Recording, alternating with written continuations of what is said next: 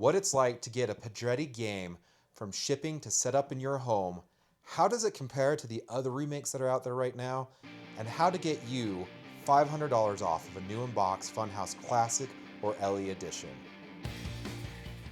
Originally released in November 1990, this Pat Lawler and Larry DeMar game pivoted pinball from the 80s into the direction of where modern pinball is today.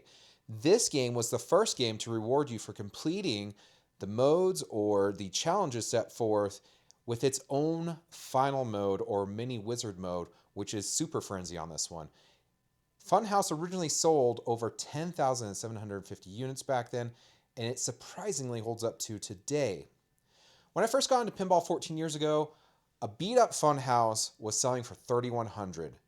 I kid you not, I went to purchase one, and when I showed up to play the game, the plastic diverter up here that goes to the steps and whatnot was so mashed and mangled up, it was being held together with clear plastic tape like a mummy.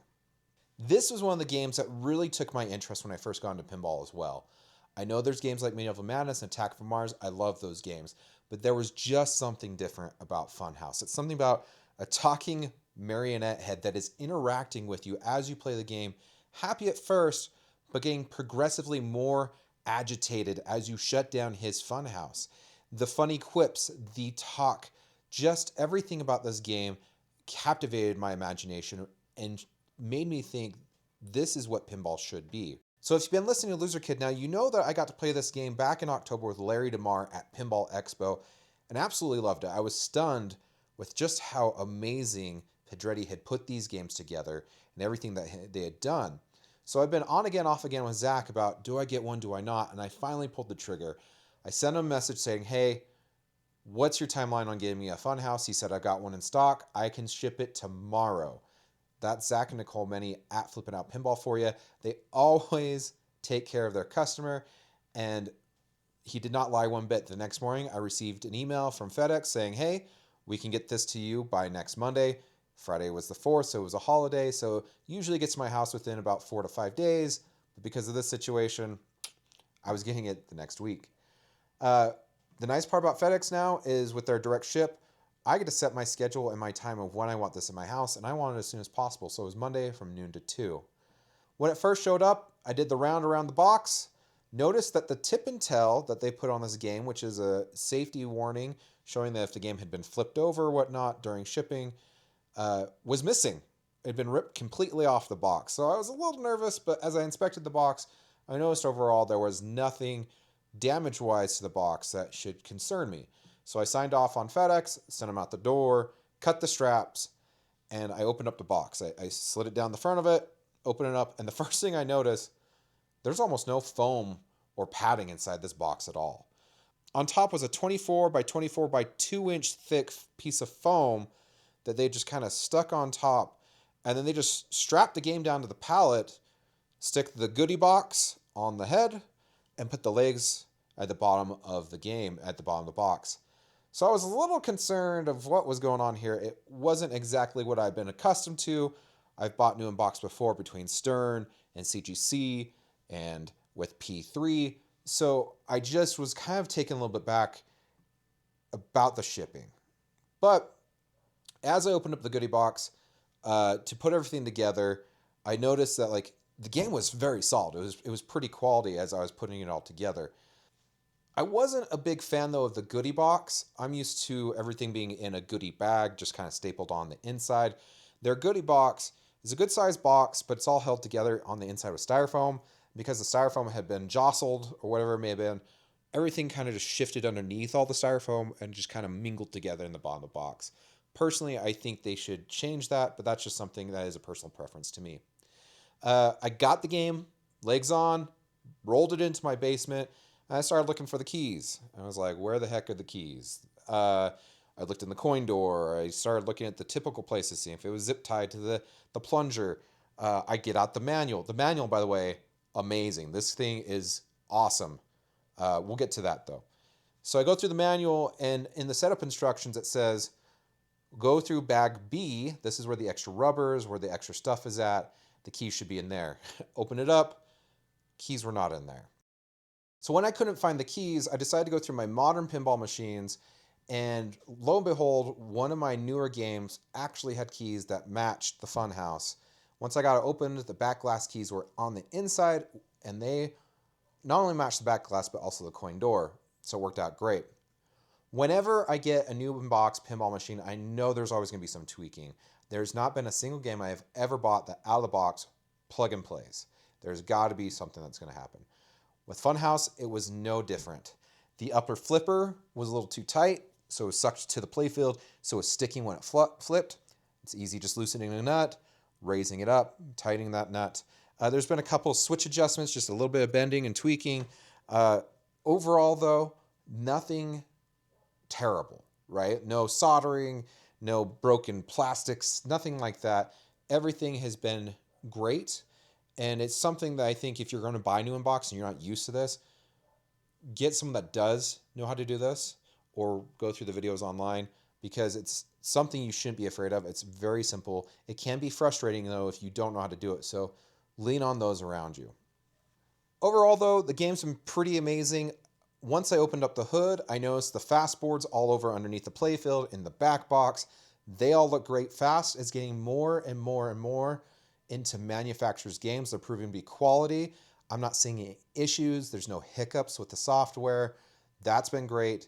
So it's reassuring when you're starting to see product that is being adopted by multiple manufacturers, right?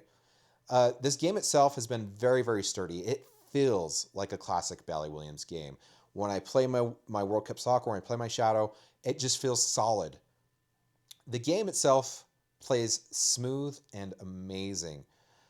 Out of the box, there's just been a few little tweaks, but other than that, I haven't had any issues. But we're going to see how that comes in the next couple of days.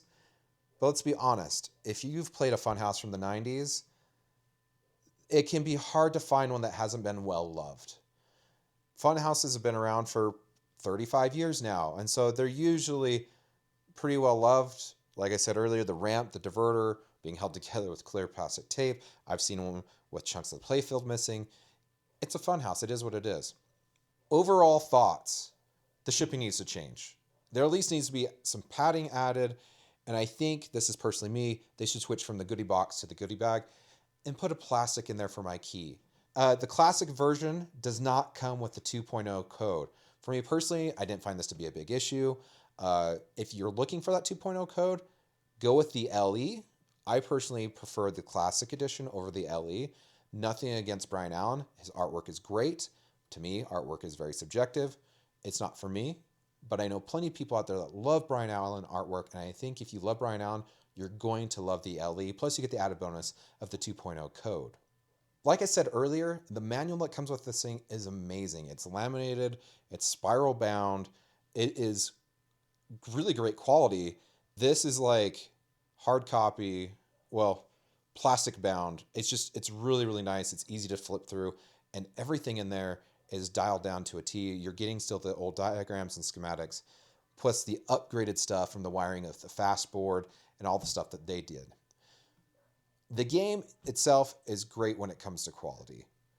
From the hardware, from the Bally Williams stuff, the parts, everything comes from Bally Williams. Planetary Pinball stamped on all the stuff, to the fast boards, the quality there, and these great cabinets. Like I said, this is solid. It is solid. The game is solid from top to bottom. You shouldn't feel any nervousness in getting one of these games. And honestly, you can't beat the price. Old FunHouses, 35 years old, are still selling in the $6,000 to $7,000 range.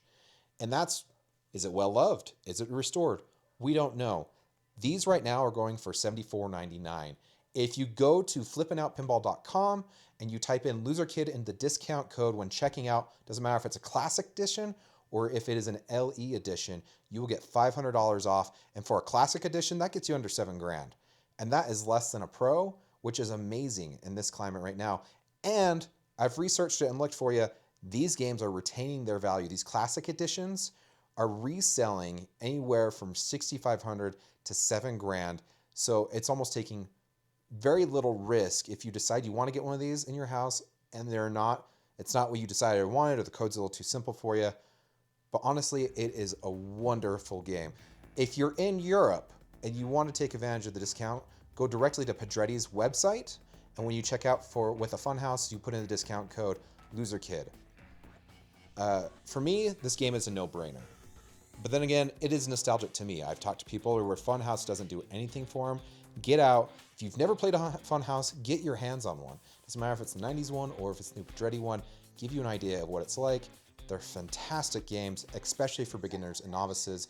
There's a lot of flipper skills that this teaches you and how to think of how I'm going to play the game code-wise. I like lining up, personally the frenzies with the multi-balls and just blowing up that score.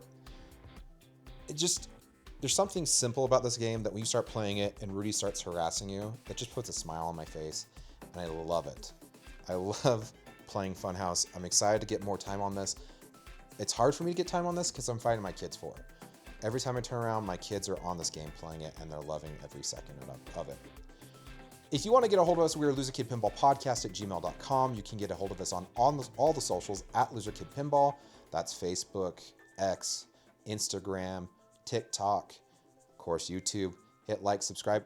Also in the comments below, tell us if you've played a FunHouse. Are you looking for one and what you like about this game?